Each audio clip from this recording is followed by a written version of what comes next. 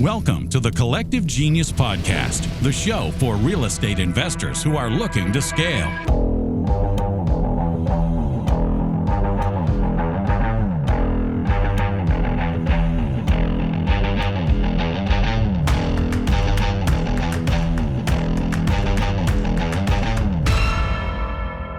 Hey everyone, welcome in to the weekly Collective Genius Podcast. This is the podcast for real estate investors that want to grow and scale their businesses. And heck, even those that just want to maintain. I know we've had some people that have reached out to me here. Thank you for everyone for listening, all of the likes, subscribes, the shares.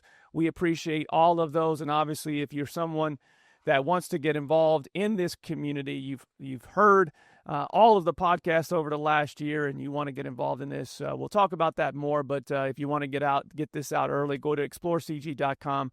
So you can be in the room with people like my next guest. I'm super excited to welcome in, for the first time, Mr. Clint Cooper from Atlanta, Georgia. Welcome in, Clint. How are you, my friend? Man, Leon, I'm doing great. Appreciate you having me. Excited for this conversation.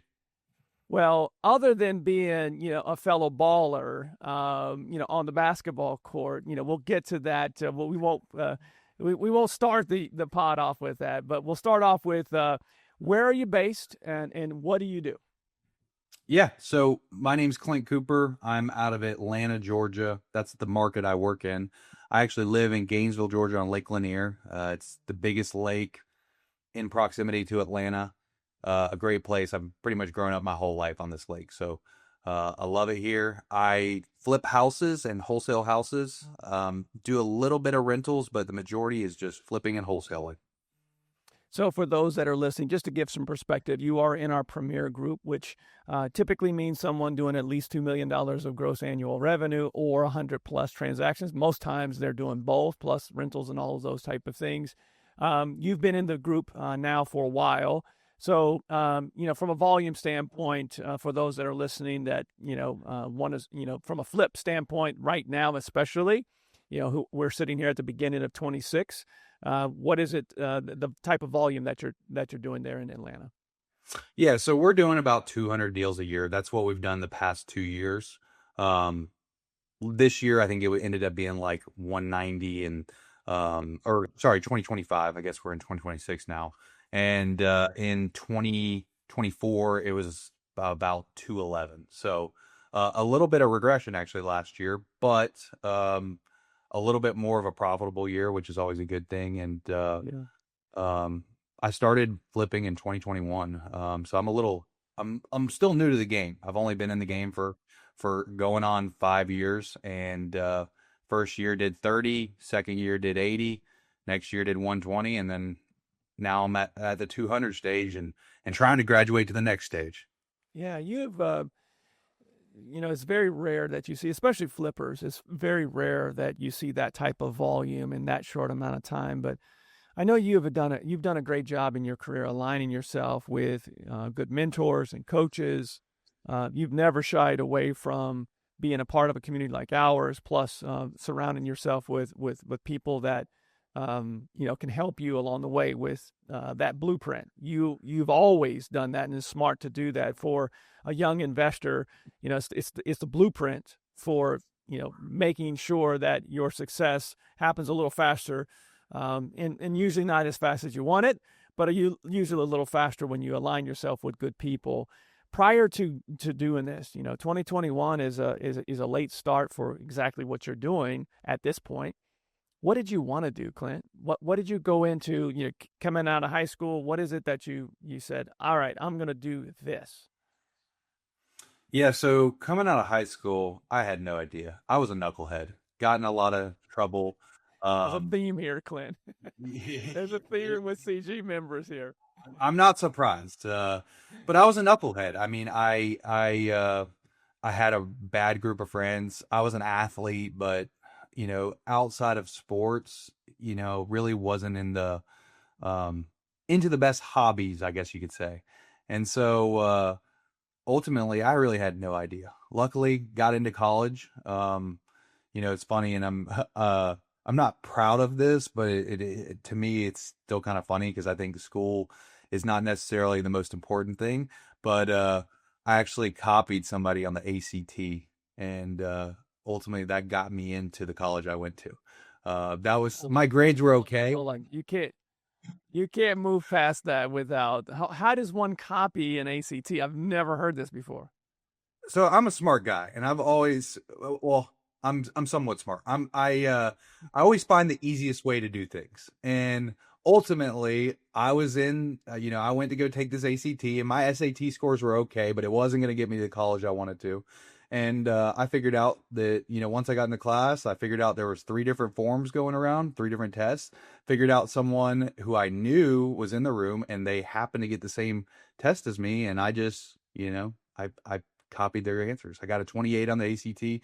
Literally would not have gotten the college I got into, and probably would have had a whole different path of what I'm doing in life if I didn't do that. And ultimately, taking tests for hours and hours is not something that my is my skill set or something I like doing, and I found the easy way out. So, um, not super proud to say it, but it is what it is.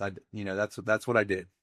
Everyone has their past. So you're in college now, and then at this point in college, are you starting to understand, kind of your strengths and what you want? What do you want to do? Well, I knew that I had these obsessions, and I knew that. Clarify, please.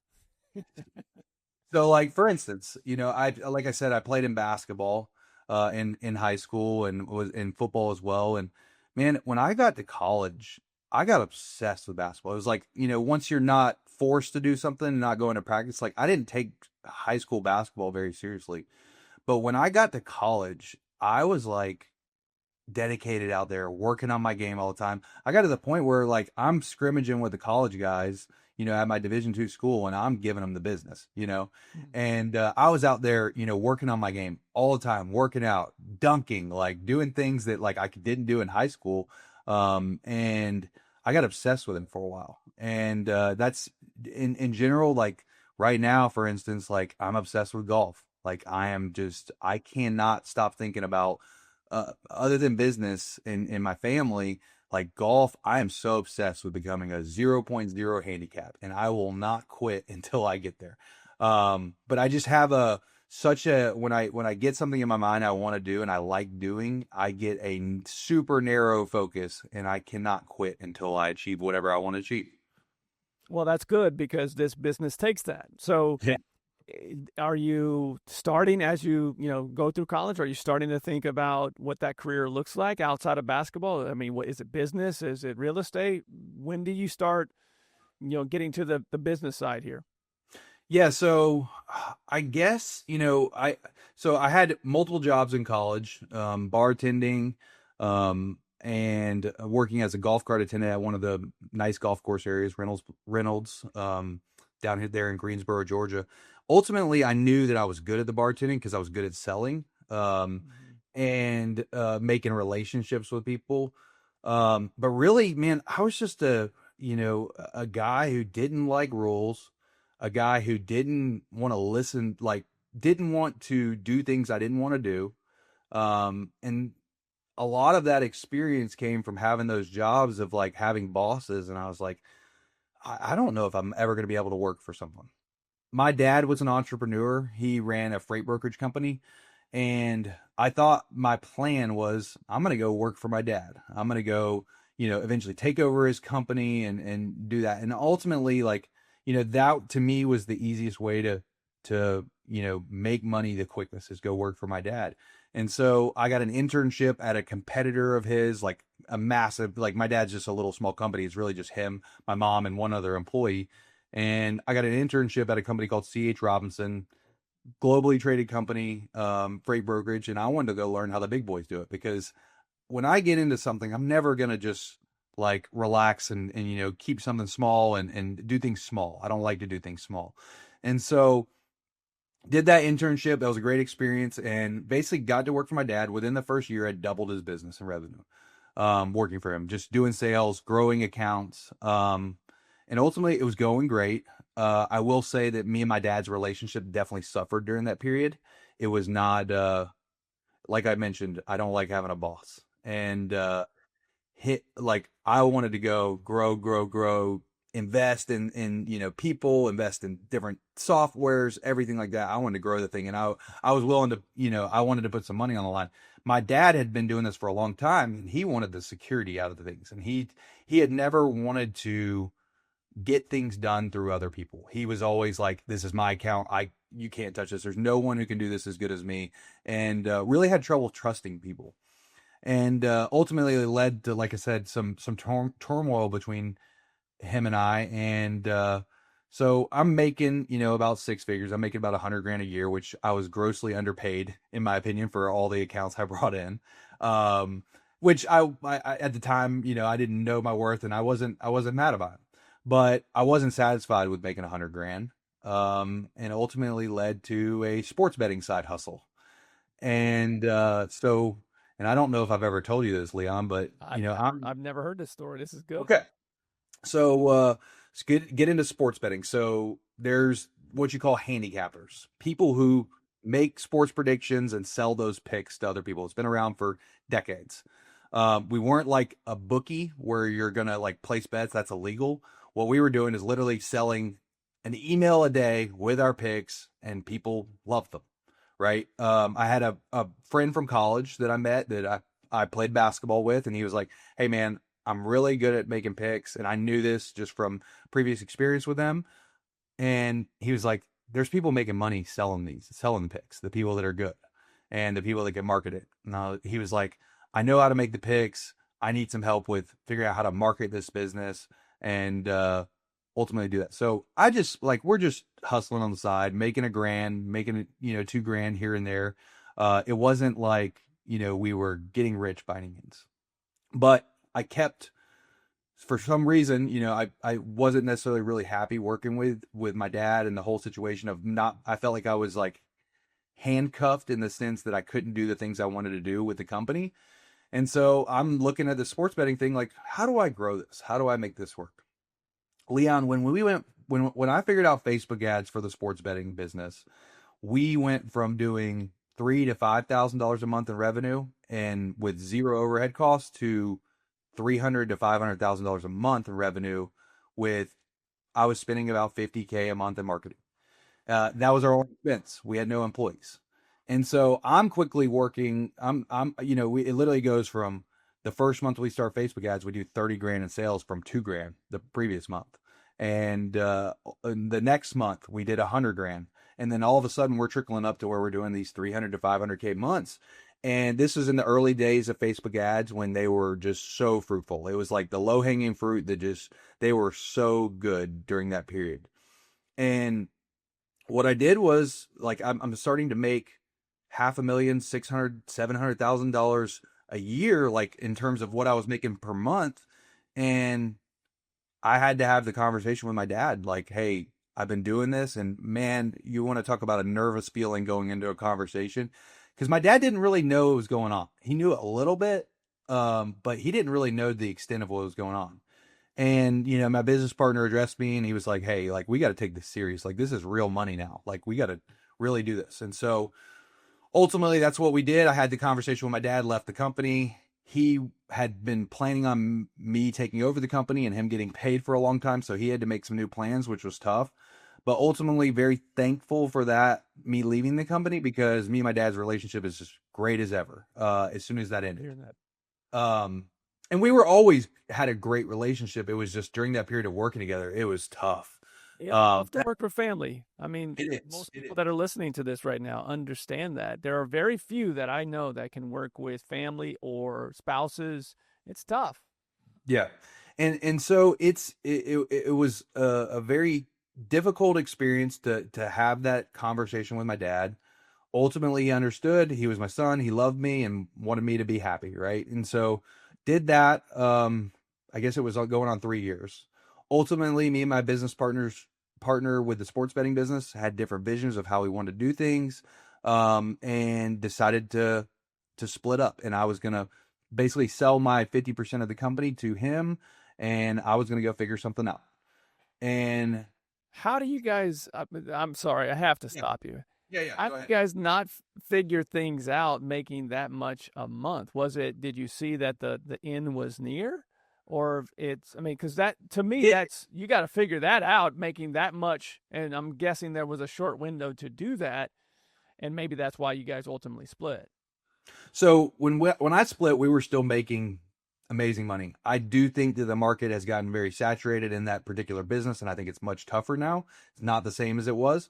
But when you have a business partner, you have to have alignment from a vision standpoint, from a work ethic standpoint, from a value standpoint. And ultimately we just didn't agree on some certain things of how we wanted to run the business, and it wasn't working. We were just living two different lifestyles. He was a single guy in Atlanta.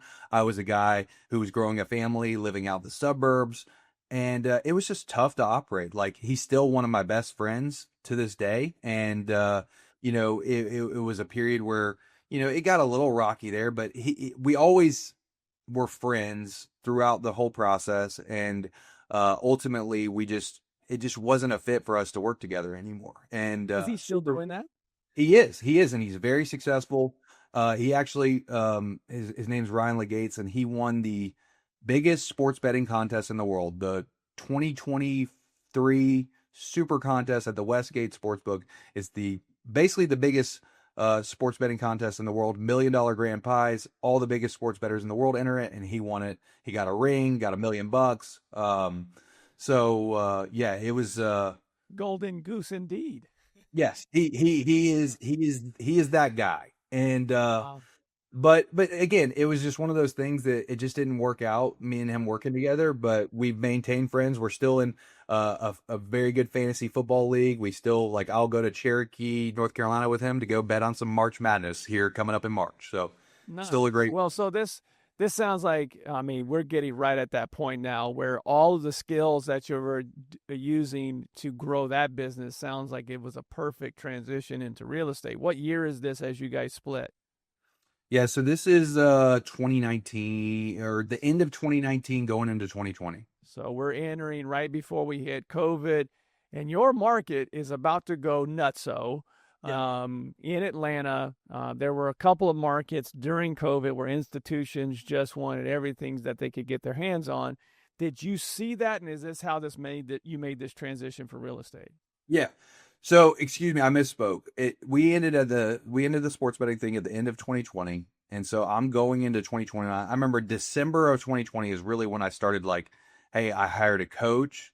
That's the first thing I did, and definitely recommend anybody who is getting into this, like, don't go try to figure this stuff out on yourself. You can make some very expensive mistakes. Even with coaches, you'll make expensive mistakes just from learning and trying to grow. But ultimately, December 2020 is when I hired my first coach. I started making cold calls, and that's when I got into real estate. Did my first deal in January of 2021, and that first year, you mentioned the institutions. I sold like 27 houses to Opendoor that year. I figured out a little something. I was getting deals basically at market value, and they were paying about 115% of market value, which is crazy to think about, because if I was in that position now, I could have made just unbelievable amount of money. But We all missed millions early on with those institutions. Now, I will say but there's a ton of people that didn't miss those opportunities. Go back 4 seconds though, because we skipped a spot here. You hired a coach, but how did you know that real estate was your next thing? I had read the quote a while back that like 90% of millionaires are made through real estate. And when I exited the sports betting business, I had no idea what I was going to do. Like, literally did not a clue. And I think I saw a TikTok video of the guy I ended up hiring as a coach. And ultimately, like, it was just one of those things. I was like, I think there's big margins in flipping houses. I know a lot of people have made a lot of money in real estate. That's what I want to do. And so I just picked that and just went all in. It really wasn't. Say what? I said you went all in, and my guess is a lot of the things that you learned from the mentor but also the previous experience that you had from marketing, because we all know this is a marketing and sales business. We just happen to drive a real estate car. My guess is that transferred really easily for you. 100%. The marketing side definitely did. I knew that I had to invest into getting good leads to be able to convert them into customers. And so I understand that standpoint. Now, the sales side of things didn't have a real good understanding of like I had never heard of what a sales process was until I got into this. Now, I was doing sales all throughout my life, bartending, working at the freight brokerage, managing accounts, bringing in new accounts. I knew what it was. I just never had heard the things I'd heard when I got into real estate, like working a sales process, all the things associated with sales. I was good at it from a natural standpoint, but I didn't understand how it all worked. Like I couldn't tell you how I was good at it, if that makes sense. So stop there. You are now in real estate. It's 2021. You have found Opendoor. So having the opportunity to sell is easier for you because you're in a market in which people are paying over 100% of value. So it's an easier sell.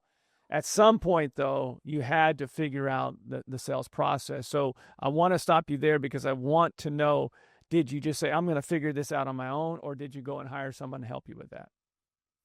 Yeah. So one of the big differences in getting into this business versus the previous businesses was I was going to try to hire employees. I was going to try to grow the business through other people. And I didn't have that experience. And that's been a long journey of learning leadership, how to hire, and I'm still getting better to this day. And to me, it's like the most important skill of growing a business is learning how to effectively grow it through other people. And so during that first year, like I mentioned, I figured out a little hack. It didn't start that way. I flipped the house here. I wholesaled the house. I'm putting 25% down payments on these houses too to start. I had no idea what private money lending was, anything like that. I'm going to a local bank and putting 25% down payments on all these houses. And so I do a couple deals. Luckily, I'm entering during a super hot market, because if I entered the way, like how fast and furious I went with it, I could have, during this market, I could have really lost some money. I could have really made some big mistakes. And so that first year, I think I did 33 deals, 27 of them I just bought and sold to Opendoor. I made an average profit per deal of $70K per deal of those ones I sold to Opendoor, which is just unheard of. And so that first year, I made over $1 million net, basically working by myself for the most part. Now, you mentioned growing the company and hiring and everything like that. About 6 months in, so June, it's funny, I was looking back at old photos the other night, and I saw a photo of the day I hired Tyler, who's my COO, and now he's my business partner. I hired him 6 months in. He moved to the Beaufort area where I was. I knew him from college. He was actually in my fraternity, and I knew he was very different than me. Like I mentioned before, with the sports betting business, when you have someone who you're very alike, when you offer the same skill sets, it's very tough to get value out of each other, if that makes sense. So I knew going into this next business partnership, I needed someone, or this first employee, I didn't know he was going to turn into my business partner. I needed someone who was going to offer different things than I could offer. And ultimately, Tyler is the complete opposite of me. He likes spreadsheets. He likes construction. He likes, he finished his basement by himself. That was like one of the main selling points in my head, is like, dude, this guy can finish a basement by himself. There's no possible way I could do that. And so I knew that it was going to be a good fit from the standpoint of he's really good with finances. He's really good at construction and figuring projects out that are very detail oriented. And he's a spreadsheet wizard. So I knew that he offered something in terms of skill set that I didn't have. And I knew that was going to be a good thing. Now, go 4 years later, and I'm not trying to fast forward. He's now my business partner. He's got significant equity in the company. And there's no way our business would be where it's at without him. So yeah. So there's a lot to unpack there, but I'll just make sure that I highlight the point of finding. Now, you're not always going to find someone right out of the gates that becomes, an operator, becomes the COO, becomes a partner. It's very rare. But I will say this. If you're listening to this and you've gotten to that point where you've scaled and you're like, man, I just have to have somebody that I bring on as an executive.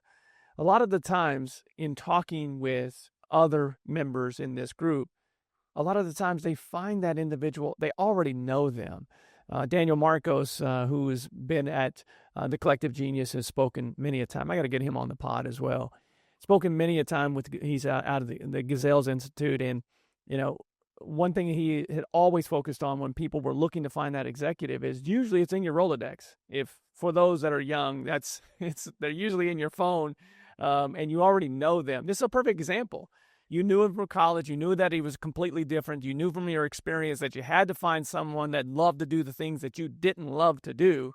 It's just, if you're going to scale, you're going to have that right-hand person in order to do, to get to the level that people in this group are at. Now, obviously, if you don't want to scale that, you still need someone to help you run the day-to-day operations, especially if your skill set is on the sales side.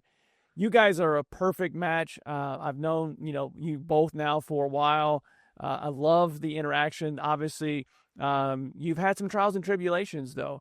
It's all not been to the right. So after 21, we get into 22, market shifts, institutions stop buying. Where were you then?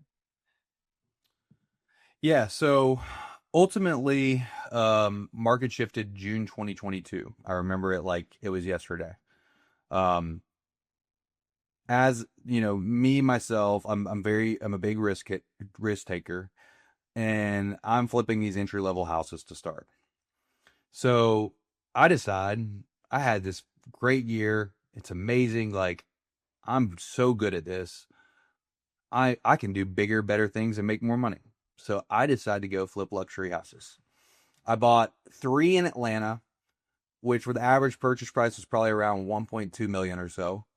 And I bought those, we're renovating them, and, I've done some construction, and to be honest with you, with how hot the market was, the only reason my houses sold then was because of how hot the market was. My construction jobs were not great, and I quickly realized that when the market shift, but I decided to get into luxury flipping, and I buy 3 really quick, like around 1.2 million purchase price. I'm going to exit around 2 to 2.5 million on these houses.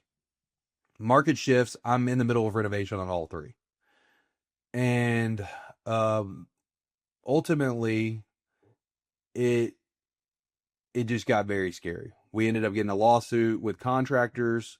I could see comps were going down significantly and properties were sitting on the market longer. At this point, I bring on a new partner, Mr. Ren Bartlett, who you know very well as well. And, the reason I brought Ren on was because he had a very successful and very large business. And I wanted to keep growing. I wanted to keep doing big things. And I knew that he had a bunch of skill sets that I didn't have as well. And so ultimately, we're trying to grow this business in a completely different way, going to more wholesale and novations towards the end of 2022. And I've got these 3 houses that I can either keep renovating, try to break even on these things, and possibly could lose a ton of money, which I probably would have. Ultimately, I made the decision. It was a massive distraction. We didn't have the bandwidth to be able to go down to Atlanta to check on these houses the way they need to be checked on. I stopped renovations, got the lawsuit settled with the contractors, sold the properties as is. We finished one because we were at the very end of one. But ultimately, on those 3 houses, we lost a little over 600 grand on those 3. Very immature business decision on my end to buy those in the first place. But I'm better for it, right? I don't think anything's a loss as long as you get a lesson out of it. And those houses, as long as you keep the doors open, right? Yeah. And there's definitely a lesson there. Yep. But this is also where market cycles is super important with experience, right? We didn't know when the bottom was going to fall out, but we knew it was coming. And so taking a risk and a chance with those 3 properties probably wasn't the smartest idea.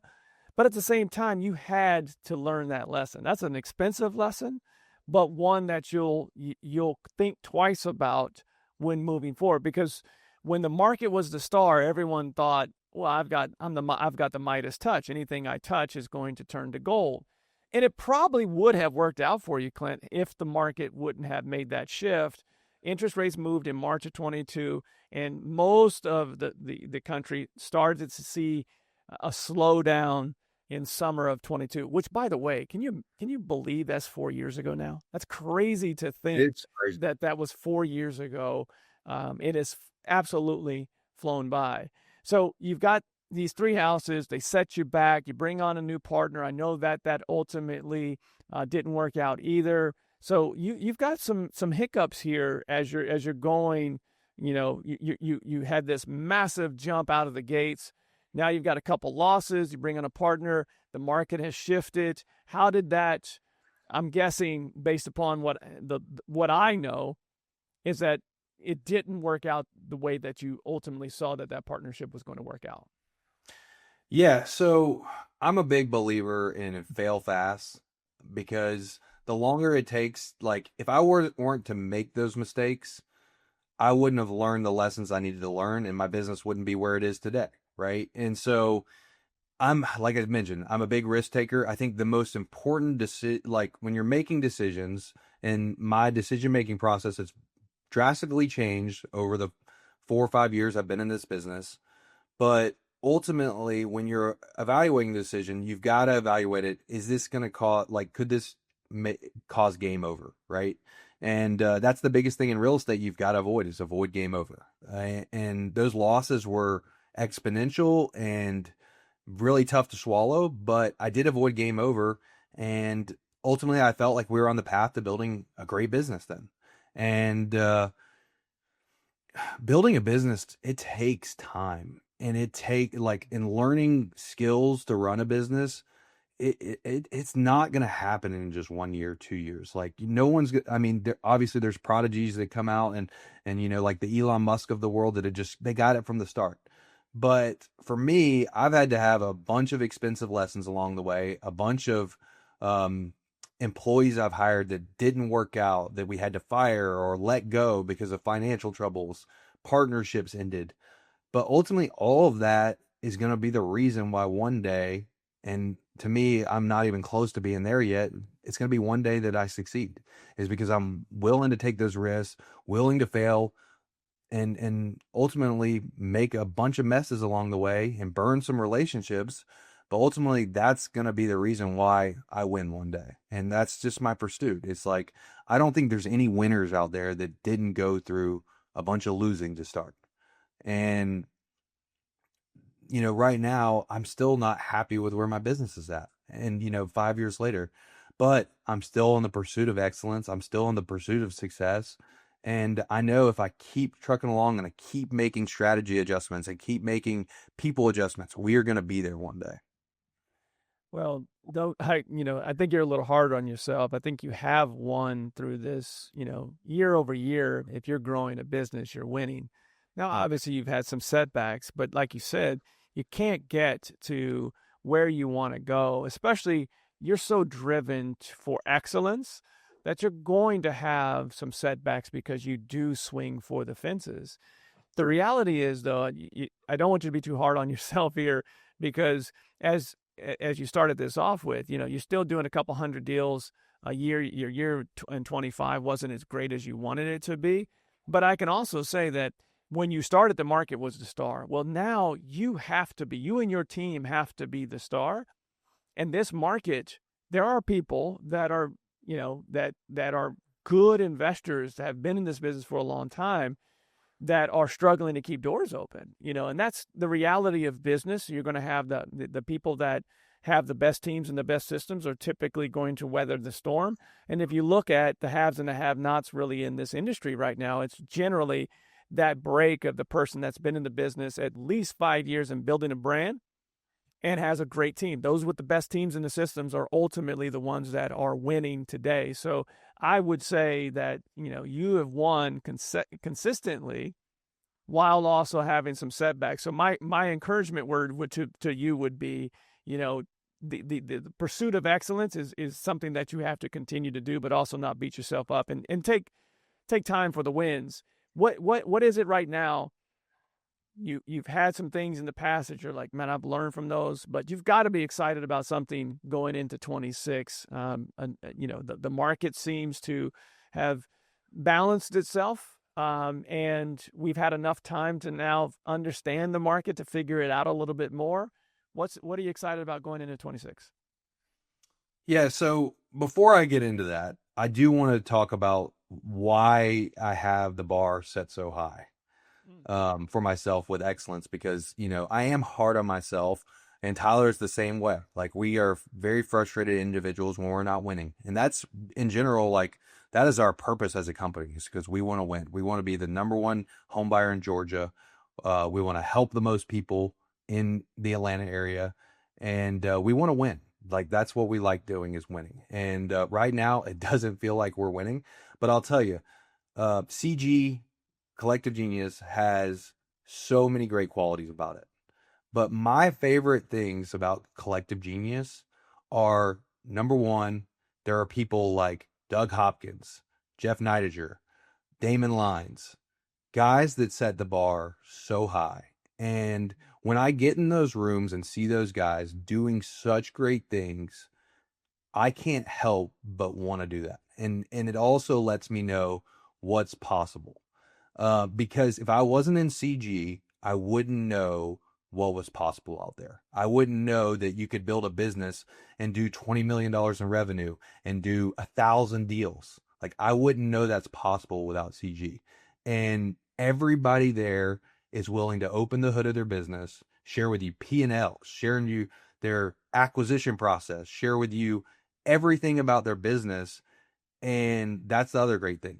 Any issue that you need solved in your business, or any problem you have, somebody in the room has experienced it at some point, and they can help you and they can guide you through it. So shout out Collective Genius, because every time I go, I get inspired by the guys that are doing so great and the guys that set the bar so high. And one day I will be one of those guys in the room that sets the bar so high. It's just, I'm on the journey. I'm not there yet, but I'm technically, in my head, I'm losing until I get there. And so it's just like a pursuit of a championship for an NBA team. I don't think Michael Jordan or LeBron thought any season was successful until they won a championship. And so somebody has to take that bar, my friend, like, meaning that the Doug Hopkins of the world and Damon's, those guys aren't going to be around forever. And there's plenty to share in all of these markets. But I love the fresh blood of excellence. Like you and CJ Moss, CJ was on the pod, and he was like, dude, I'm doing whatever I can, not just to get into the CEO room, but I just love when I see people like you just mentioned, showing me it's possible to do 20 million in this business. And I want to be in that room. And ultimately what that drives is the entire community. People like yourself and CJ that come in and say, hey, I want to be where they're at, not from a jealousy standpoint, but just they have shown me the way. They have shown me the path that it is possible. And there's no reason in a market like Atlanta you can't. Exactly. Yeah. The market in Atlanta is very fruitful.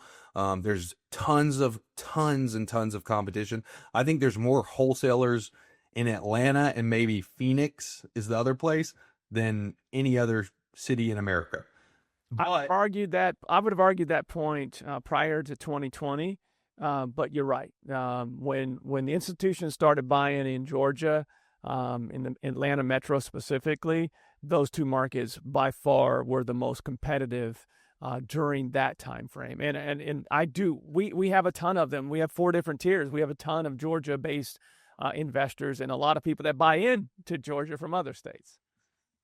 Yeah. It's very competitive. There's thousands of wholesalers here, and most of them are just, one-off, people just hustling themselves. But there's so many bad companies out there that do sellers the wrong way. And so we're trying to build something at my company, Padley, that do things the right way, and ultimately we win. We become the number one in Atlanta, and we're not far off now because there's really not a major player in Atlanta. But I mean, it's hard. I think anything worth something like, being Doug Hopkins, or being Damon Lyons, or being Jeff Neidiger, like those guys have been behind the gun for quite some time. And I'm sure they probably dealt with the same trials and tribulations I'm dealing with today. But ultimately, that's the bar for me, and I'm not going to stop until I get there. And I will get there. I know I will. It's just, it's one of those things that it takes a lot of time, and anything worth doing really good is going to take that time. Agreed. My oldest son and I were last night. We're watching Rocky 3, and the corner man kept saying to Rocky, "He's just a man. He's just a man," talking about Mr. T. And so everyone in that room, when you put yourself in the room with people that you see at this pedestal, by having those conversations, they're no different than you. The only difference is that they may have had more time in this business, and you're again in a market where there's no reason that you can't be that person. So you dodged my question on what's exciting. Sorry, I had to give a shout out to Collective Genius because I appreciate that. It's been so important to my growth, Leon. It's been so important for inspiring me, learning the ways the big guys do it. So yeah, I had to give a quick shout out. But let's go into 2026 a little bit and looking forward. So we had a bad Q4, as I mentioned before. Me and you guys on call lost quite a bit of money. I think it was right around 350 to 380,000 in Q4, like negative loss.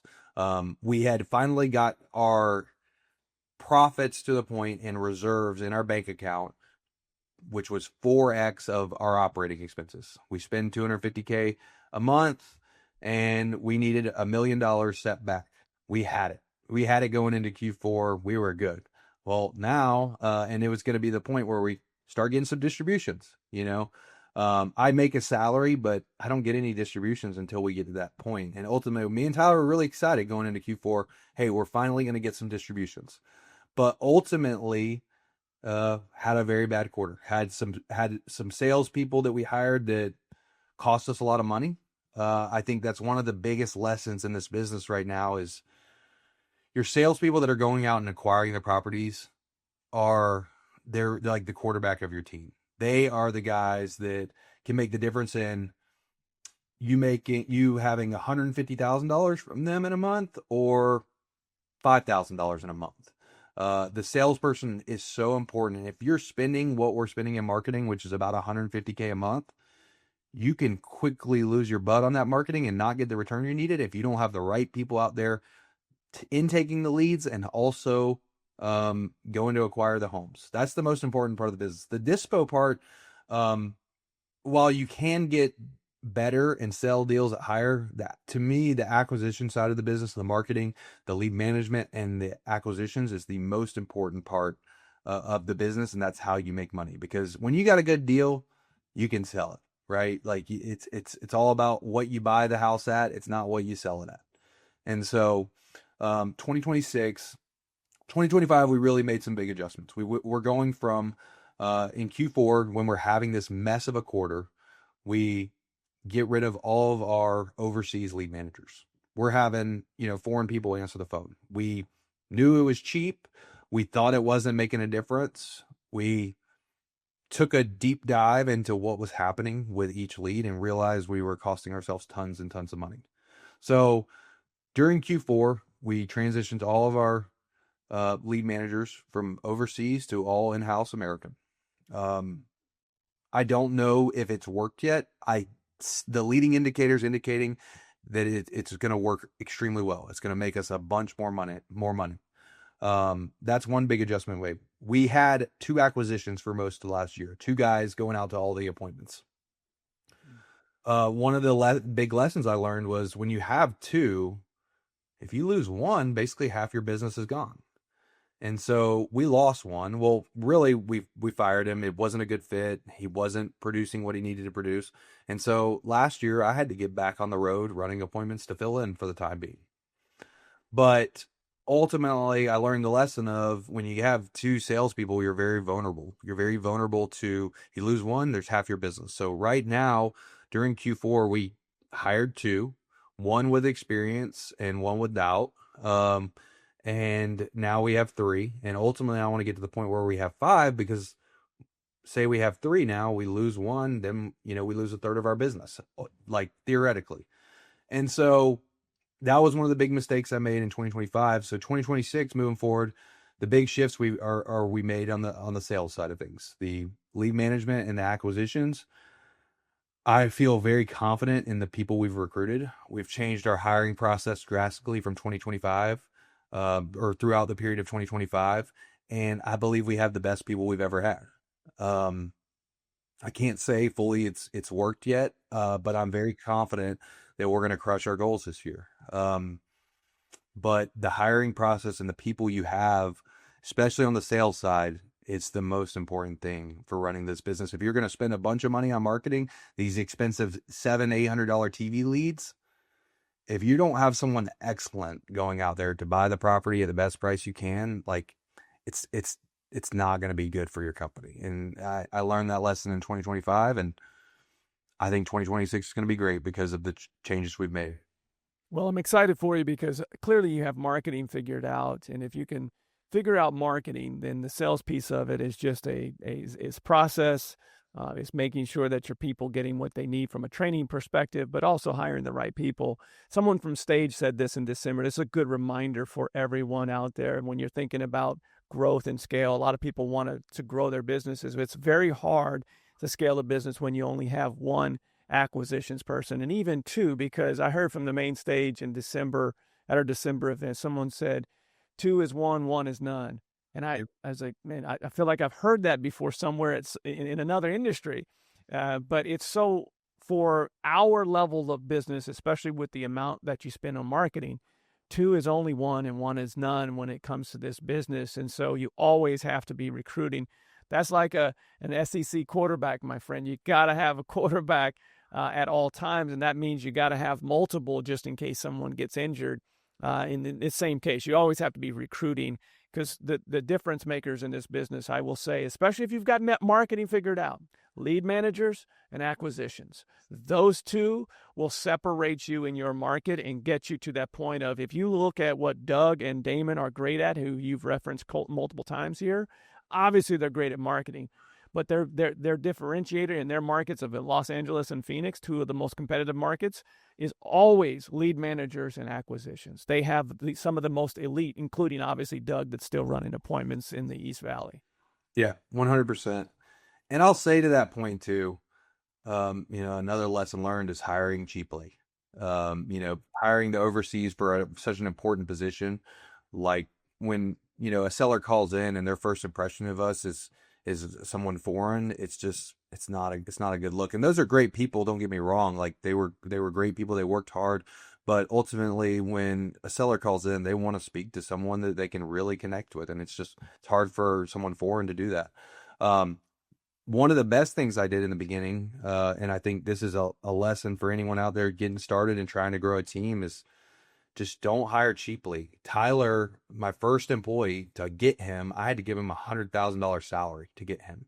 And otherwise, he was going to keep in corporate America, getting bonuses every now and then and slowly gaining his salary. But if I would not have ponied up and paid him a six-figure salary, and, I'm 6 months into the business, I don't know what the business would be today. I probably would have found someone else down the road, but I'm very thankful that I wasn't cheap in that sense, but clearly I didn't learn my lesson all the way because I was cheap in other areas. But it's an expensive lesson to hire cheaply. I hear a lot of people that bring on acquisition people in the beginning as commission only.